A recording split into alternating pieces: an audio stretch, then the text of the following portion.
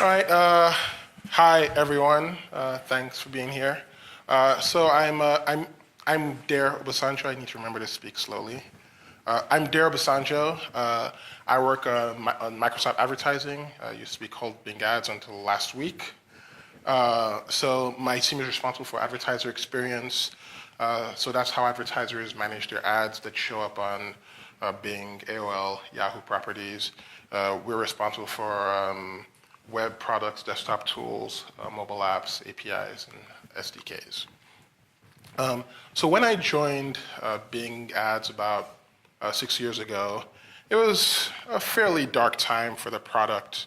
I remember, I think like Business Insider had published an article that was like, here's all of this red, I think we peaked at losing about 2 billion a year in like online ads around the time I joined.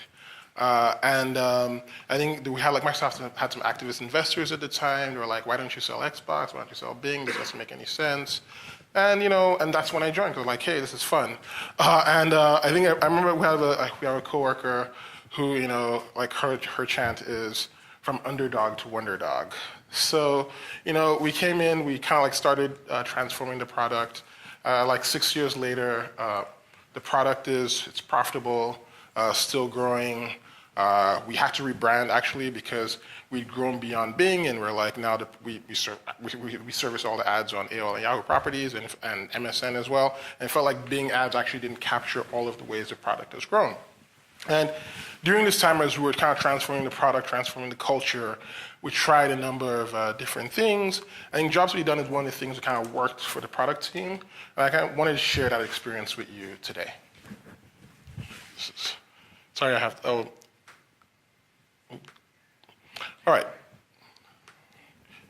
Okay, so this is the canonical Jobs to be Done quote. People don't want to buy a quarter-inch drill, they want a quarter-inch hole. And it's pretty profound sounding, but what does it actually mean? So what it means is that your product exists in a context. So this quote kind of got popularized in I think 2006 Clayton Christensen article. He's the Innovator's Dilemma guy, pretty brilliant guy. And in the article he told a story. So there's this fast food place that sells milkshakes. And milkshakes are good, and they're trying to increase sales. So they do the traditional big company thing. They do some market research, they do some competitive research, do some brand work and new flavors of milkshakes, and sales don't budge at all. So after kind of scratching their heads about this, they bring in another set of marketers. So these marketers now decide to take a look at why are customers even buying milkshakes before we try to and see if that gives them some clues. So they noticed about 40% of the milkshakes were purchased around breakfast time, which at the time seemed odd, like why are people buying milkshakes during breakfast? And they kind of double clicked on that and found a lot of commuters bought milkshakes. And that's because, for a few reasons. One, of all the things you can kind of get for breakfast, it's one of the few things that doesn't stain. And I know this from getting a bagel in my car or hot and coming to work with grease stains and mean grease stains for 8 hours. So it's they don't and two, it takes a long time to consume. So you're on a 30-minute commute, you have a thing that you're doing with the milkshake for 15, 20 minutes. And so it also satisfies this need to kind of just keep yourself busy, be entertained, oral fixation while you're in the car. So so people are not just thirsty and getting a milkshake. They're actually fulfilling this need of I want to be able to consume something that I can take in my car and will last longer than a bagel that I'll eat in a minute, and then I'm still what am I going to do for the next 19 minutes? So the changes they made to the product then were they added berries as options. So now now there's something that breaks up the monotony of eating the milkshake. It's a berry, you chase it, and then it kind of adds some more flavor and interest to consuming your milkshake during your commute. The other thing they did was, since they realized that commuters were their target audience, and sometimes there's a super long line, at breakfast, since those people just want to get a milkshake, they started to provide prepaid cards for milkshakes. So you could just come in, you're a commuter, you just walk in, here's my milkshake card, get your milkshake, and you leave. And after that, sales went up significantly. And I think the key thing here from that story is the fact that even something as obvious and, like I would say brain dead as a milkshake exists within a context.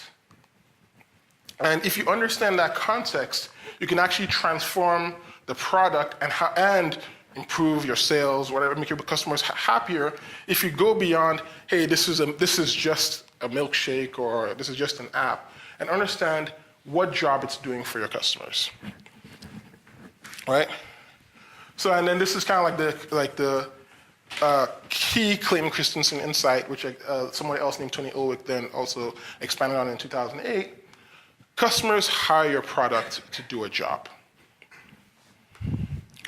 So what is a job? So Tony Ulwick, he has this description. I won't read it to you because you all can read. But I think the key thing here is that a job could be functional. Like going back to the drill example, I'm trying to build a bookcase.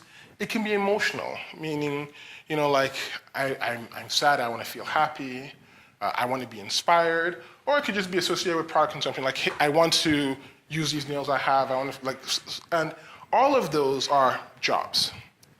And the key thing then, like, how do you kind of define and describe a job? Now, this is a job map that Tony Ulwick kind of described in his 2008 article, and it's a lot, and I would encourage people not to try to memorize this because it's a lot. But it helps you think about all of the processes involved in performing it, like in doing a job. So here, I'm going to use like an old school thing, listening to music with CDs. So that's a job. I got home, I want to listen to music. So the define step is, what do I want to do? I want to listen to music. Locate, so I got to go find my CDs. Prepare, so I got to get my CDs, put them in a disc changer. Confirm, sometimes, especially when you're putting your CDs together, you may have put the wrong CD in the case, and now you have to make sure that you actually put the right CD and the right CDs in the case. Execute, I play the music. Okay, like monitor, is the volume loud enough? My EQ's right, too much bass, whatever.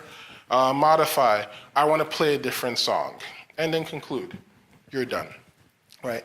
And the reason to break it out this way is that the fundamental insight that Jobs to be Done tries to have people go through is that in many cases, there are inefficiencies or expenses in various parts of this cycle. Like almost every